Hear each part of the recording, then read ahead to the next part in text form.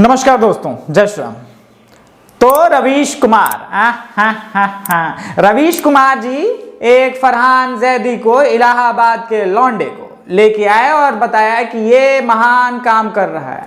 हिंदुओं, तुम मुसलमानों को गाली देते हो, मगर ये देखो, ये वायरस के खिलाफ दवाई बना रहा है जिससे पूरी दुनिया ठीक हो सके। बड़ा अच्छा लगा, कलेजे को हमको भी मिली ठंडक सुन के, मगर जब रिसर्च किया तो सब कुछ धुआं धुआं हो गया। अमी पटेल का नाम का वैज्ञानिक जो है इस पूरे कार्यक्रम का एचओडी है, और फरहान जैदी काम करने वाला उसी दफ्तर में एकमात्र काम करने वाला आदमी है। उसका टीम का मेंबर टाइप का है, जिसका वैज्ञानिक रिसर्च से कोई लेना देना है ये नहीं है। अबे क्या बात कर रहे हो बे, पूरा प्राइम टाइम लौंडा चला दिया इस पे।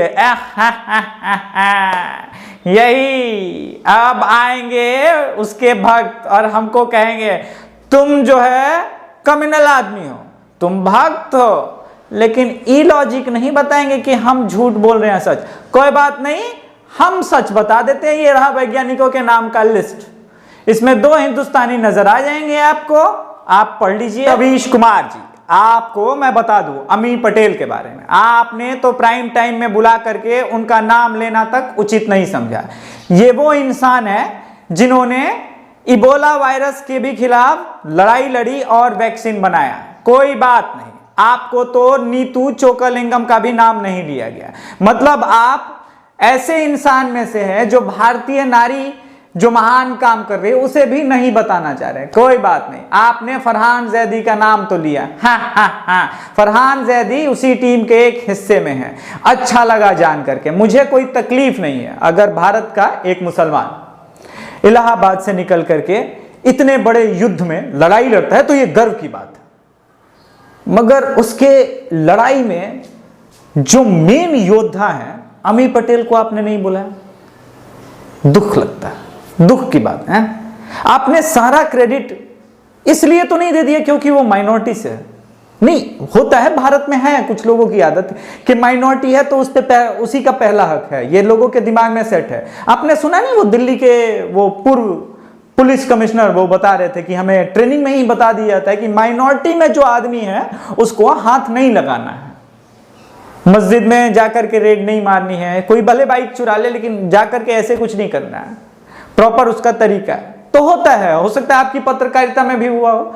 जैसे कि कल आपने एक और कारनामा किया, आपने लगभग चीन को क्लीन शीट दे दिया। मैं ये नहीं कहता आप पैसे पे बिके हो, मेरे पास सबूत थोड़ी ना है। सबूत होता तो सरकार आपको नहीं पकड़ लेती, मेरे पास भी सबूत नहीं, इसलिए ये वाला आरोप नहीं लगाएंगे। मगर आप क्रोनोलॉजी समझिएगा, डॉट से डॉट मिलाइएगा, समझिएगा। यूएसए का प्रेसिडेंट है, वो राइट विंग से है।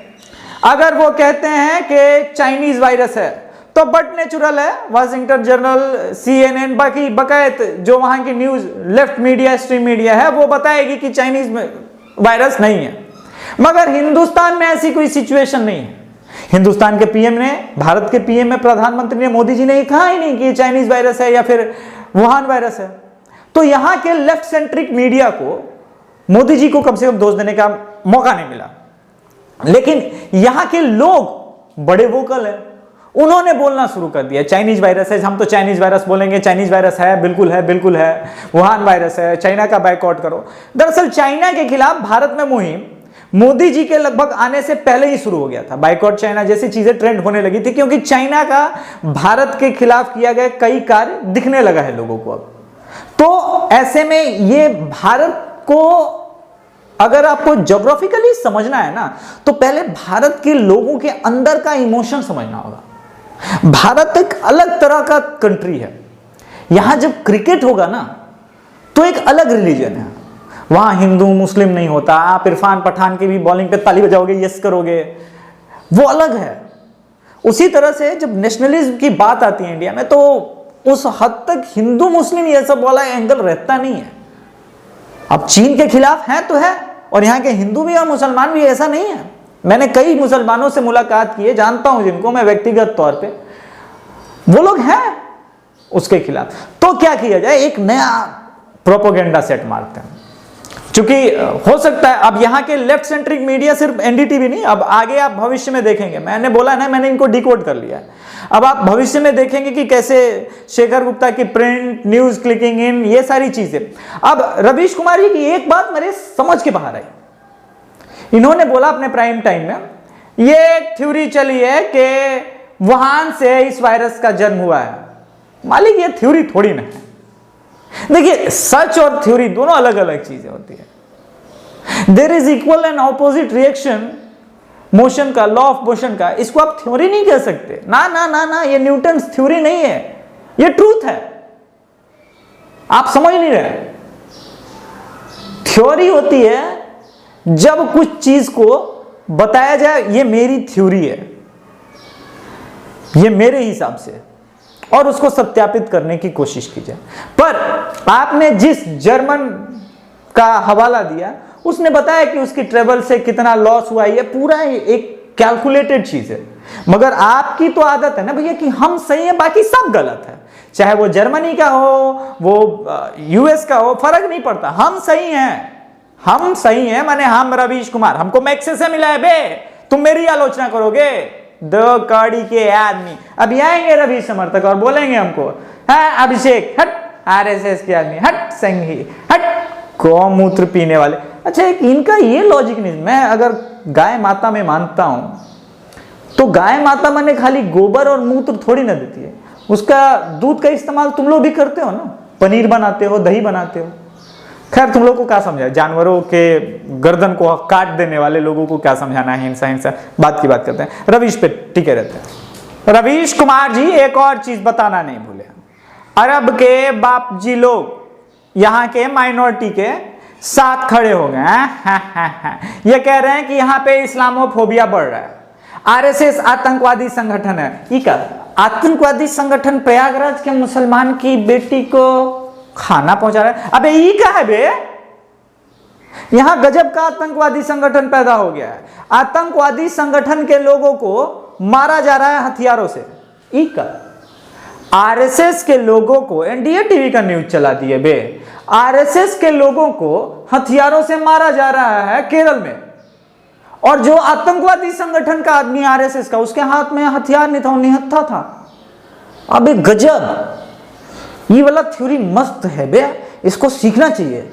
मतलब आरएसएस का आतंकवादी घूम रहा है और पिछले 25 साल से लगभग 1000 आतंकवादियों को केरल के आम लोगों ने मार दिया। माने कम्युनिस्ट लोग हैं, वो आमे लोग हैं, वो आम लोग हैं, कम्युनिस्ट लोग।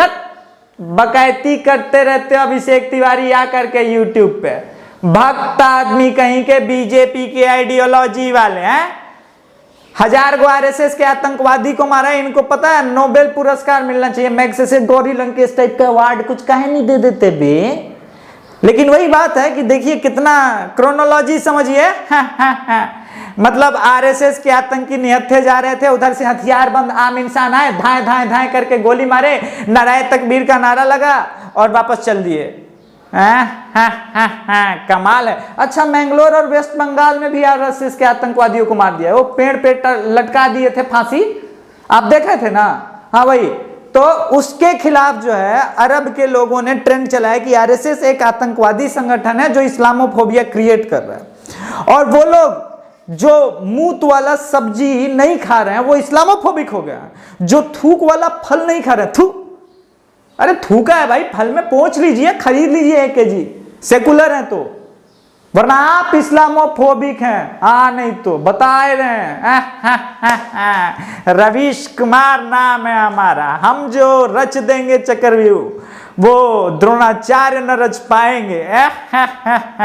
आप क्या पूछते हैं, खाली मजाक चल रहा है क्या इस देश में? खबरों का अकाल पड़ गया, आपको पता है, आप टीवी देखना बंद कर दीजिए। ये कौन सा कंफ्यूजिंग स्टेटमेंट है?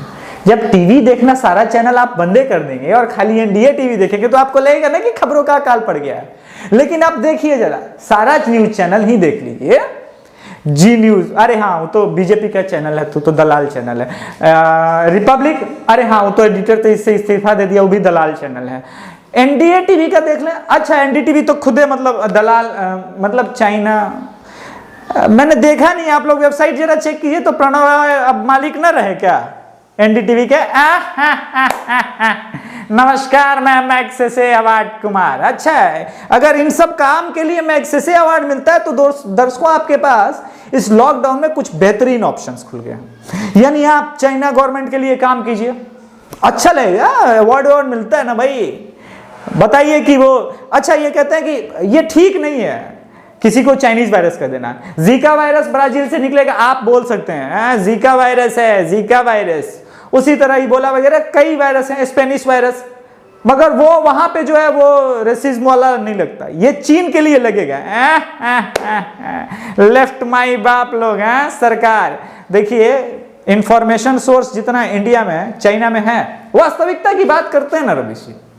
ट्विटर जैसा एप्लीकेशन उसका, फेसबुक उसका, यानी चाइनीज डाटा पे कंप्लीट कंट्रोल सरकार का। आप क्या सोचते हैं, क्या समझते हैं, किस तरह का हरकत करना चाहते हैं, सब गवर्नमेंट कंट्रोल कर रही है, देख रही है, नजर बनाए रह रही है। आप यहां पर डाटा को लेकर के अपने अधिकारों की लड़ाई लड़ रहे हैं। वहां पूरा का पूरा डाटा सरकार के कंट्रोल में है। मगर सर वही बात है ना, जिस सफाई से आपने बोल दिया, अब भैया रवीश भैया बोल दिए कि वो चाइनीज वायरस नहीं है, तो खबरदार जो कोई बोला। और अभिषेक तिवारी, तुम 2 कौड़ी के यूट्यूबर, तुम्हारी हैसियत है, तुम रवीश जी को बोलोगे बे? सेकुलर आएगा गाली देगा मां बहन का। रवीश जी इसी बात को बोलते हैं कि मतलब भक्त गाली देते हैं, मगर उनके भक्त जिस तरह के शब्दों का इस्तेमाल करते हैं रवीश जी आपको स्क्रीनशॉट कहीं मिलेगा तो दिखाएंगे हैं। आपके भक्त हैं वो सब बड़े परम पर रवीश भैया प्रणाम, रवीश भैया महान काम कर रहे हैं, अरे रवीश भैया दुनिया के सबसे अच्छे पत्रकार। वहीं आप अर्नब के पत्नी को गाली देने के लिए आजाद हैं, आप सुधीर चौधरी की माँ बहन को गाली देने के लिए। अरे सुधीर चौधरी और अर्नब किस गली में है? आप मोदी जी की जो है पूजनीय माता जी को गाली देने के लिए आजाद हैं इस देश में। हाँ, ये सब रवीश भक्त कर रहे हैं, मेरे पास सबूत हैं, जिस दिन मिल गए रवीश जी दिखा देंगे। मगर सर इस्लामोफोबिक वाला बहुत बेस्ट था, गजब। आइए आपको मूत लगा हुआ कभी सेव खिलाएंगे। जय श्री राम।